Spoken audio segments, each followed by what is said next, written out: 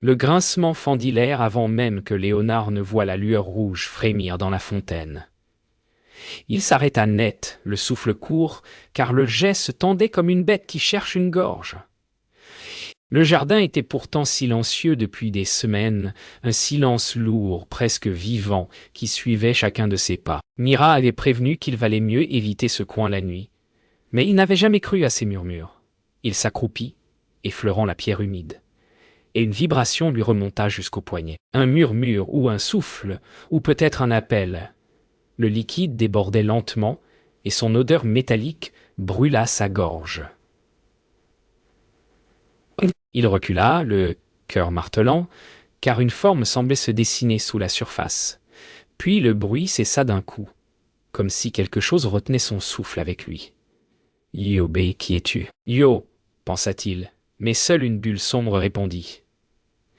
Léonard recula, le cœur battant à s'en fendre, tandis qu'un silence trop lourd retombait sur le jardin. Mira lui souffla de ne pas rester là, mais ses mots se perdirent dans l'air humide. Le liquide semblait suivre leurs mouvements, gonflant quand ils avançaient, s'aplatissant quand ils retenaient leur souffle. Une sensation glacée serra la nuque de Léonard, comme si quelqu'un observait depuis la pierre même. Il tenta de détourner le regard, mais une petite traînée rouge s'étirait déjà vers ses chaussures. Il pensa à faire demi-tour, mais la question lui traversa l'esprit avec une froideur brutale. Si la fontaine déborde, alors qu'est-ce qui pousse de l'autre côté ? Mira insista pour partir, mais Léonard sentit une urgence étrange, un besoin presque douloureux de comprendre ce qu'il appelait. La fontaine vibrait à un rythme irrégulier, comme si chaque pulsation cherchait un écho dans sa poitrine. L'air s'épaississait, pesant sur sa respiration. Un craquement sourd monta du sol, faisant frissonner les buissons tout autour. Une lueur rouge serpenta le long des fissures entre les pierres, avançant vers eux comme un fil vivant. Mira murmura son nom, mais Léonard resta figé. Il avait l'impression qu'une réponse se formait au fond du liquide. Le bruit reprit, un souffle long, presque humain, qui semblait venir des profondeurs du bassin. Léonard sentit sa peau se hérisser. Mira lui attrapa le bras, cherchant à le tirer en arrière. Mais la vibration s'intensifiait à mesure qu'il s'éloignait, comme si la fontaine refusait de le laisser partir. Le liquide monta brusquement, éclaboussant la pierre d'une gerbe sombre. Une odeur métallique se répandit, lourde, amère. La lumière rouge palpita encore une fois, plus forte, puis s'éteignit brusquement, les laissant aveuglés par le noir.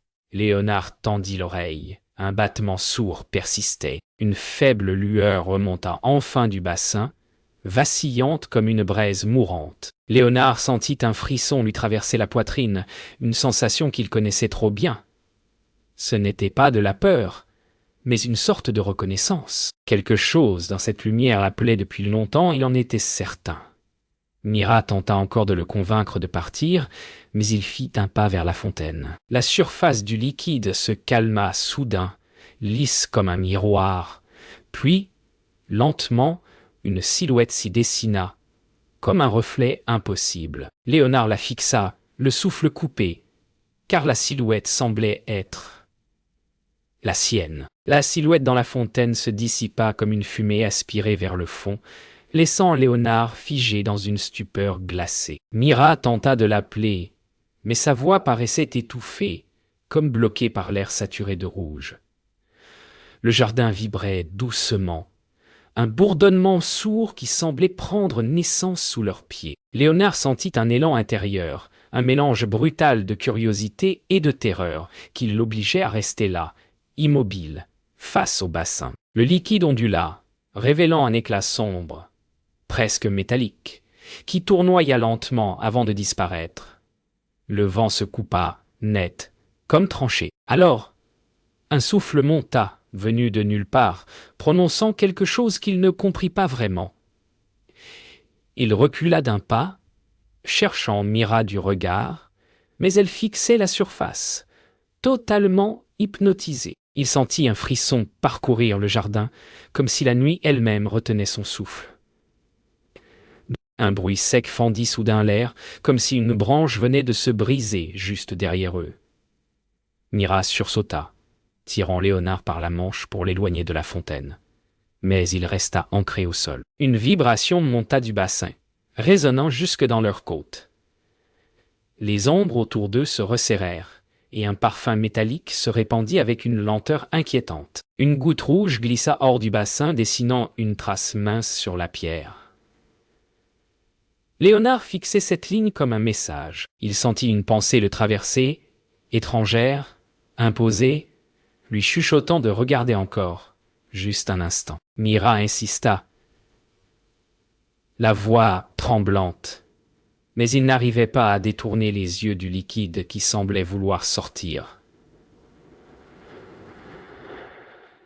Encore et encore, le sol vibra de nouveau, cette fois avec une intensité qui fit trembler les buissons du jardin. Mira recula, paniquée. Mais Léonard sentit une chaleur sinistre l'attirer vers le bassin. Une onde lumineuse parcourut la surface du liquide, révélant brièvement une forme indistincte qui semblait ramper sous la matière rouge. Un souffle secoua les arbres, projetant une pluie de feuilles autour d'eux. L'air s'épaissit, et une sorte de battement résonna, lent, régulier, presque vivant. Mira cria son nom, brisé par la peur. Il voulut répondre, mais un son étrange monta du fond du bassin, semblable à une syllabe hésitante. Il se demanda si la fontaine tentait d'imiter une voix. Le liquide se souleva brusquement, formant une vague qui ne retomba pas tout de suite, comme si une main invisible la retenait en suspens. Léonard sentit une pression écraser ses tempes, un appel silencieux qui semblait s'enrouler autour de sa pensée. Mira tenta de le tirer en arrière, mais un choc sourd résonna dans le sol, la faisant trébucher. Le jardin se déforma un instant, les ombres s'étirant comme si elles tentaient d'atteindre la fontaine. Un murmure monta, faible mais insistant, plus clair que tout ce qu'ils avaient entendu jusqu'ici. Il disait quelque chose qui ressemblait à son nom. Léonard recula d'un pas, le cœur battant, terrifié par l'idée que la fontaine le reconnaissait. La vague retomba enfin, mais sans bruit, comme si le jardin entier absorbait le choc. Un calme lourd s'imposa, presque étouffant, et Léonard sentit quelque chose changer dans l'air. Une nouvelle odeur se diffusa, plus froide, presque stérile. Mira s'approcha lentement, refusant de quitter Léonard du regard. Le liquide de soudain parfaitement immobile, réfléchissant la nuit comme un miroir parfait. Puis une pulsation unique se produisit, brève, rapide, avant de disparaître complètement. Léonard sentit un vertige le saisir. Dans ce bref éclair, il avait vu un œil, vaste, immobile, qui l'observait depuis le fond. Mira posa sa main sur son bras, murmurant qu'il devait partir maintenant. Mais lui resta figé, assailli par une question glaciale. Si quelque chose regarde? Alors qu'attend-il? Le jardin paraissait plus étroit, comme si les haies s'étaient refermées autour d'eux pendant qu'il respirait. Léonard sentit une lourdeur peser sur ses épaules, une pression qui ne venait pas du froid mais du bassin lui-même. Mira chuchota qu'il devait s'éloigner, mais chaque mot semblait étouffé par une présence silencieuse.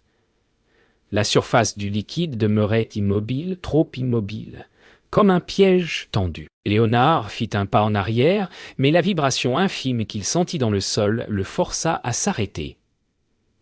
Une impression étrange lui collait à la peau. Quelque chose sous le jardin se déplaçait, lentement, avec une patience terrible. Il eut l'impression que le sol respirait. Les ombres autour d'eux frissonnèrent, et un léger souffle monta du bassin, fragile, comme un secret soufflé à son oreille. Mira lui serra le bras, le suppliant de partir, mais sa gorge refusa de former un seul mot. Un grondement très faible monta soudain du sol, semblable à un soupir retenu depuis longtemps.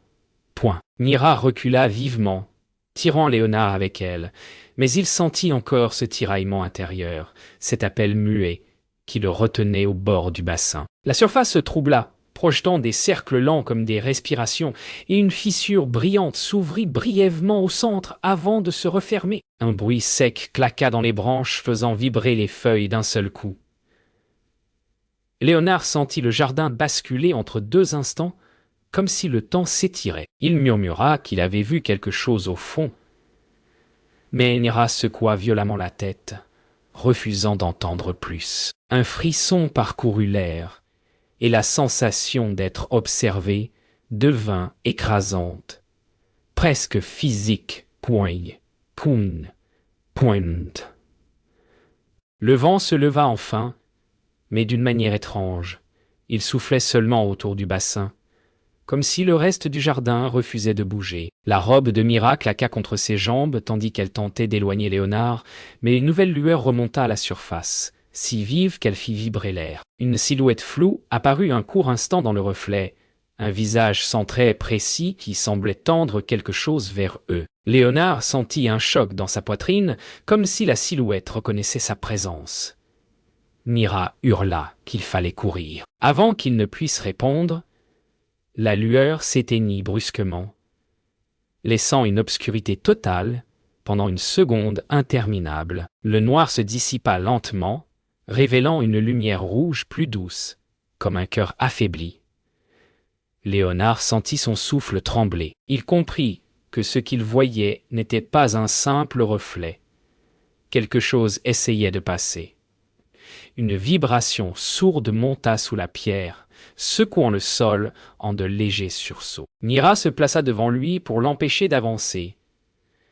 Mais une voix fragile monta du bassin, un murmure si léger qu'il ne savait pas si c'était réel. Il se pencha malgré lui. La surface du liquide se rétracta un instant, formant un creux profond, comme si une main invisible se préparait à émerger. Mira l'attrapa, presque en larmes. Il sentit sa détermination vaciller. La surface du liquide se referma d'un coup sec, envoyant une onde silencieuse à travers le jardin. Léonard recula enfin, comme si la rupture du contact invisible l'avait réveillé. Mira respirait vite, la voix presque brisée en lui demandant s'il était blessé. Il répondit vaguement, le regard fixé sur le bassin qui reprenait peu à peu son calme trompeur. Une sensation d'inachevé lui traversa l'esprit, lourde, insistante. Le jardin semblait attendre quelque chose. Même Madame Ravel n'osait plus bouger. Le silence se posa avec une douceur inquiétante. Léonard sentit alors une certitude glaciale s'enfoncer en lui. La fontaine ne voulait pas seulement être vue. Elle voulait être suivie. Le jardin semblait retenir chaque souffle, comme si la nuit elle-même observait leurs gestes. Léonard sentit une pression familière peser sur son front, un tiraillement silencieux qui revenait par vagues, plus fort qu'avant. Mira lui demanda de ne pas s'approcher, mais ses mots vibraient dans un air trop dense, presque collant. La fontaine demeurait parfaitement immobile, ce qui la rendait encore plus inquiétante. Léonard fit un pas vers elle, malgré lui, comme attiré par un fil invisible. Il sentit une chaleur froide longer sa nuque, un frisson qui n'appartenait pas au vent. Madame Ravel murmura quelque chose, une prière ou un avertissement, mais sa voix se perdit aussitôt. Alors une légère pulsation remonta du bassin, rien qu'un battement, assez pour faire trembler la pierre. Léonard comprit que ce n'était pas une envie qui le poussait, mais une invitation. Une mince ride traversa la surface, presque invisible, mais Léonard la sentit avant même de la voir. Une chaleur sourde remonta dans sa poitrine, un appel glissant comme une pensée étrangère. Mira s'approcha pour l'attraper, mais un coup sec retentit derrière eux, sans source évidente, faisant vibrer l'air comme un avertissement. La fontaine commença alors à luire d'un rouge plus vif, pulsant à intervalles irréguliers. Léonard sentit une peur glacée lui saisir la gorge, mais aussi un besoin contradictoire d'aller plus près. Mira bafouilla son nom, la voix brisée par la panique. Il voulut répondre, mais la pulsation suivante fit résonner le sol sous ses pieds, comme un cœur battant à travers la terre. Une forme floue apparut soudain dans le reflet, non pas une silhouette, mais une sorte d'ombre mouvante, comme un souvenir inachevé. Léonard sentit une brûlure étrange dans la poitrine, un mélange de reconnaissance et de terreur. Mira se figea, incapable de détourner les yeux. L'ombre se déploya lentement, se tordant dans la surface comme un tissu plongé sous l'eau. Un souffle passa entre les arbres, rapide et froid, suivi d'un murmure bref, presque un mot. Léonard avança d'un pas involontaire, son cœur battant trop vite. La silhouette floue sembla attendre quelque chose. Un geste hésitant qui l'enracina sur place. Une question lui traversa l'esprit, glaciale. Et si la chose savait déjà son nom? La surface changea encore, se creusant comme si quelque chose tentait de pousser vers l'air libre. Léonard sentit son souffle se bloquer lorsqu'un bruit sec, presque un clic, résonna dans la pierre. Mira lui attrapa la main, ses doigts glacés, comme si elle craignait qu'il disparaisse dans le bassin. Une lueur rouge remonta lentement, serpentant sous le liquide, avant de s'élargir en un halo tremblant.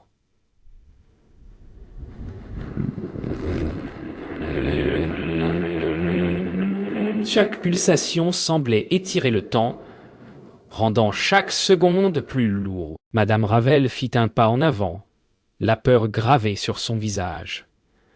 Léonard sentit une vérité effleurer son esprit. Un pressentiment terrible.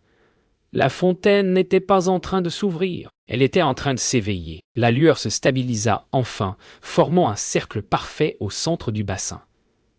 Léonard sentit son cœur ralentir, comme si le silence imposait un rythme nouveau. Mira murmura qu'il fallait partir maintenant, mais le cercle s'élargit d'un coup, comme une pupille se dilatant.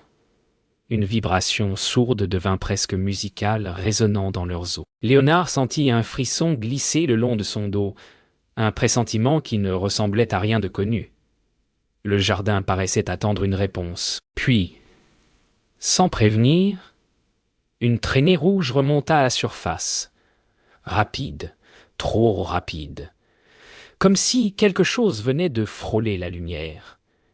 Mira retint un cri. Léonard comprit que ce n'était qu'un début, et que la fontaine ne montrerait que ce qu'elle voulait bien révéler. Le cercle rouge palpitait encore lorsque un souffle glacial traversa le jardin, comme si une porte invisible venait de s'ouvrir quelque part sous leurs pieds. Léonard sentit une pression le tirer en avant, plus forte que toutes les précédentes, presque physique. Point. Mira l'agrippa, mais ses doigts glissèrent un instant, comme si l'air lui-même repoussait sa prise. Le silence devint lourd, écrasant, un silence plein d'attente. La surface du liquide se mit à frémir, d'abord doucement, puis avec une régularité inquiétante, comme un rythme appris. Léonard se rendit compte que ce rythme imitait le sien. Il sentit sa respiration se décaler, puis se caler sur les pulsations du bassin, malgré lui. Madame Ravel fit un geste pour l'arrêter, mais une vibration profonde la fit reculer. Léonard comprit alors que la fontaine ne copiait pas son souffle. Elle l'entraînait. Un craquement sec fendit l'air, comme si une pierre venait de céder sous une pression invisible. Léonard sentit la vibration remonter au travers de ses jambes, froide, méthodique. Mira tenta encore de parler, mais chaque mot mourait dès qu'il quittait ses lèvres étouffées par la lourde épaisseur de la nuit. Le cercle rouge se mit à tourner lentement, créant un vertige hypnotique. Pinun. Quand, tin, dorido, kuyudzi. Pra, deux, pra, down. Xinkron, xi, deux. Léonard sentit son équilibre vaciller, persuadé que la surface du bassin était devenue plus profonde qu'elle ne l'avait jamais été. Une silhouette indistincte se forma brièvement, mais cette fois plus nette, comme un visage qui essayait de se stabiliser. Mira recula les yeux écarquillés. Léonard, lui, resta immobile, convaincu que ce visage ne venait pas du fond, mais de l'autre côté de lui. Une pulsation plus forte secoua le bassin, faisant éclabousser quelques gouttes rouges sur les pierres. Léonard recula instinctivement, mais stoppa aussitôt. Le liquide montait, doucement, presque calmement, comme s'il se préparait à prendre une forme précise. Mira murmura qu'il fallait courir, mais il n'arrivait plus à bouger. Une onde sourde traversa le jardin, déformant l'air autour d'eux. Le cœur de Léonard battait à toute vitesse. Mais la surface du bassin restait parfaitement régulière, comme si elle ne reflétait pas le monde réel. Une pensée s'imposa dans son esprit, froide, étrangère. Il n'était pas seul à regarder. Quelqu'un ou quelque chose l'examinait depuis un espace qu'il n'arrivait pas à concevoir. La surface explosa soudain en une gerbe silencieuse, comme un souffle coupé avant de naître. Léonard sentit la vibration frapper sa cage thoracique, le forçant à reculer. Mira poussa un cri étouffé tandis qu'un fil rouge, long et tremblant, retombait lentement dans le bassin. Le jardin paraissait plus sombre, les contours flous, comme si l'espace lui-même avait été étiré. Léonard serra les dents, l'odeur métallique devenant presque suffocante. Une lueur brève, vive, s'alluma au fond, révélant une forme qui n'aurait jamais dû exister. Une ouverture, un passage, un œil profond qui attendait. Il sentit la peur le frapper si fort qu'il faillit tomber. Mira l'attira vers elle, et la lumière s'éteignit aussitôt, comme si elle les avait entendus. Le calme revint d'un coup, presque brutal, comme si rien ne s'était passé. Mais Léonard sentit immédiatement que tout avait changé.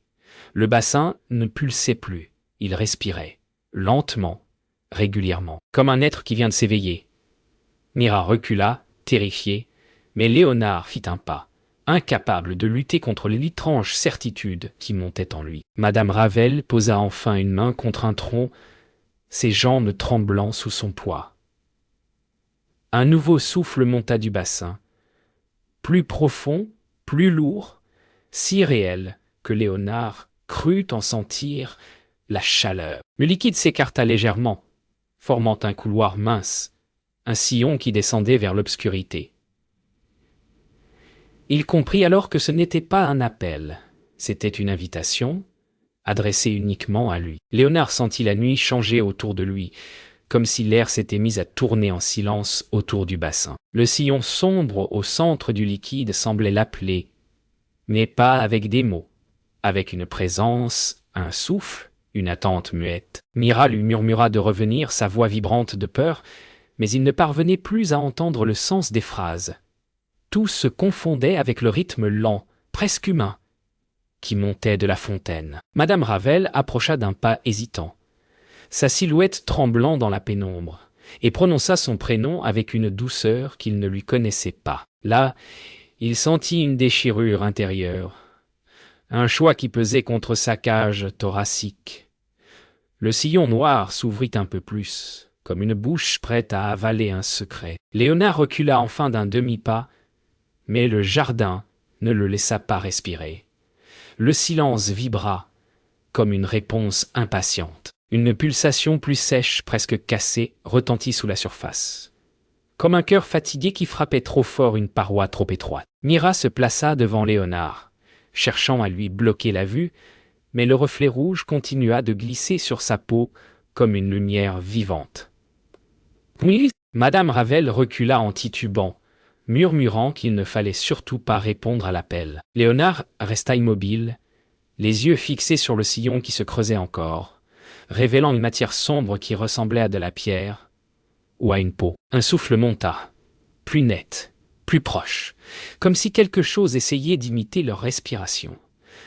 Un instant, il crut entendre un faible murmure articuler son nom. C'était impossible, mais cela résonna pourtant dans ses os. La pierre du bassin vibra soudain, envoyant une onde à travers le sol qui fit trembler les herbes autour d'eux.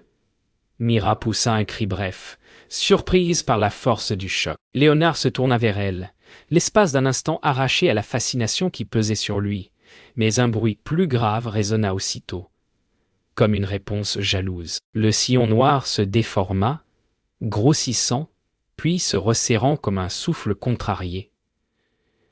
Une odeur inconnue monta, métallique mais douce, presque attirante. Malgré son étrangeté, Léonard s'approcha malgré lui, attiré par cette fragrance qui semblait lui promettre quelque chose.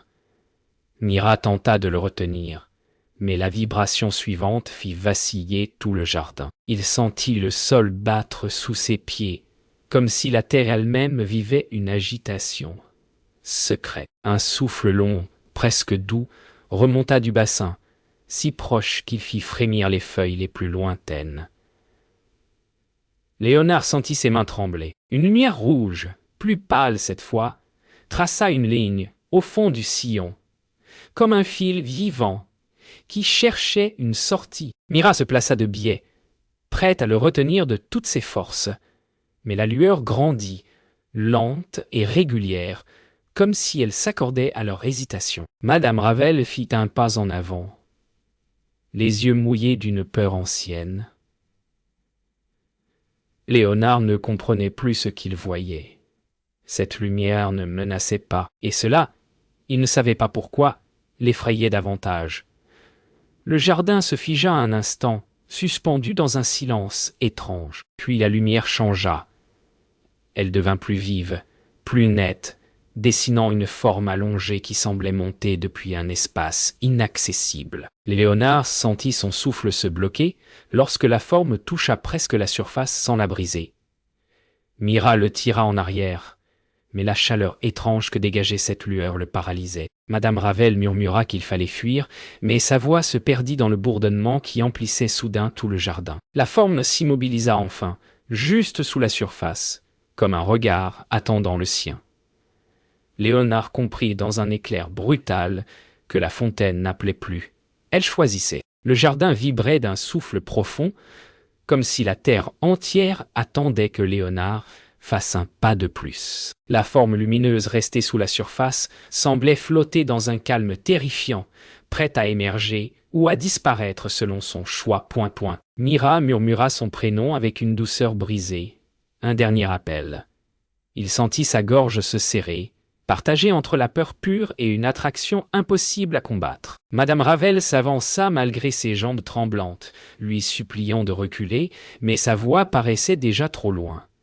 Une pulsation monta du bassin, lente, lourde comme une promesse. Léonard sentit sa volonté se dissoudre un instant, happé par quelque chose qu'il n'avait pas les mots pour nommer.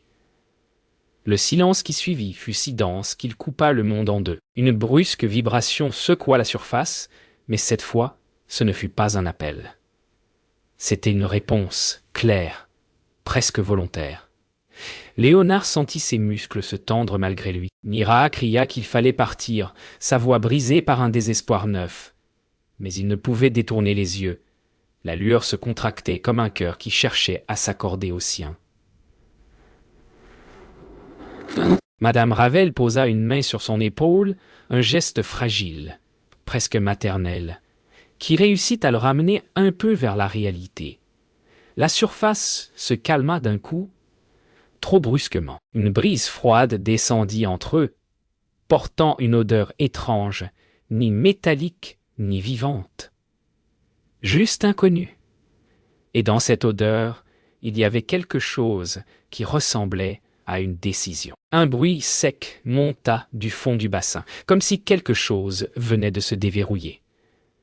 Léonard sentit ses genoux faiblis. Mira l'attrapa par le bras, mais il resta planté là, incapable de s'arracher au bassin qui se transformait sous leurs yeux. Une lueur plus vive s'ouvrit, formant un cercle parfait, un œil rouge et silencieux. Léonard sentit l'air changer autour de lui, se densifier jusqu'à devenir presque liquide. Une impulsion monta du cercle, le traversant d'un frisson brutal. Il comprit qu'il ne devait pas laisser la chose franchir la surface. Il le comprit trop tard. Le cercle pulsa une dernière fois, puis la lueur se rétracta brusquement, comme si elle fuyait quelque chose. Un grondement faible, presque humain, remonta des profondeurs. La lueur disparut complètement, avalée par un noir si soudain qu'il sembla absorber le souffle du jardin. Léonard sentit son cœur cogner, comme s'il cherchait à s'échapper de sa poitrine. Mira recula en jurant, incapable de supporter le vide soudain. Madame Ravel fit un pas en arrière, ses mains secouées par une peur ancienne. Un moment passa. Le nom est muet. Puis une bulle remonta, unique, isolée, comme un dernier signe. La surface tendit, vibrante. Léonard inspira, lentement, comprenant que quelque chose choisissait ce moment précis pour apparaître. Une seconde bulle monta. Puis une troisième, et le noir du bassin sembla s'éclaircir très légèrement, comme une paupière qui s'ouvre sur une lumière inconnue. Quand la lumière revint, ce ne fut pas un éclat, mais une respiration lente, profonde, presque douce. Léonard sentit ses poumons se caler instinctivement sur ce rythme. Et cette sensation le terrifia plus que tout le reste. Mira hurla de ne pas répondre, sa voix brisée par la panique. Madame Ravel fit un signe de croix tremblant, son regard fixé sur la surface qui s'ouvrait comme une bouche calme. Une forme monta lentement, indiscernable, comme sculptée dans la nuit elle-même. Léonard fit un pas en arrière, enfin libre d'un fil invisible qu'il avait tiré pendant si longtemps. La forme s'arrêta juste sous la surface, trop proche, trop réelle. Puis tout s'effondra d'un coup. La lumière, le souffle, le bruit. Le bassin redevint eau rouge, immobile. Et dans ce silence coupant, une seule question frappa Léonard avec une clarté glaciale. Si elle s'est arrêtée, alors, où est-elle passée ?